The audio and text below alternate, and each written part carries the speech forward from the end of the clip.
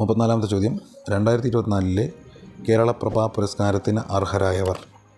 ഉത്തരം option C S Somanath, Bhuvaneswari. 35-ാമത്തെ ചോദ്യം ഇന്ത്യൻ ഭരണഘടന 25 മുതൽ 28 വരെയുള്ള വകുപ്പുകളിൽ ഉറപ്പു നൽകുന്ന മതസ്വാതന്ത്ര്യത്തിൽ പെടാത്തത്. 1. ഇഷ്ടമുള്ള മതം സ്വീകരിക്കുന്നതിനും പ്രചരിപ്പിക്കുന്നതിനുമുള്ള അവകാശം. 2. മതസ്ഥാപനങ്ങൾ ഉണ്ടാക്കാനും സ്ഥാവര ജംഗമ സ്വത്തുക്കൾ ആർജിക്കാനുമുള്ള അവകാശം.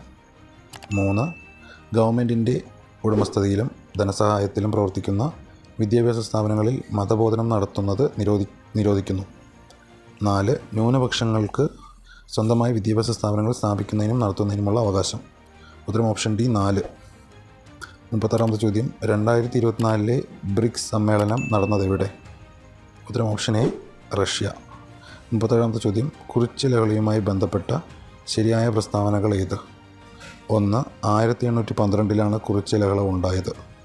2. വയനാട് ജില്ലയിലെ കുറിച്യ കുമ്പാര വിഭാഗത്തിൽപ്പെട്ടവർ ആണ് ലഹളയ്ക്ക് നേതൃത്വം നൽകിയത്.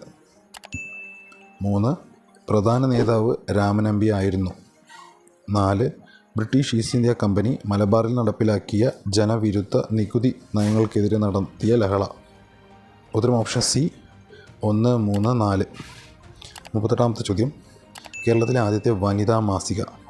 ഉത്തരം ഓപ്ഷൻ സി കേരളീയ സുഗുണബോധിനി.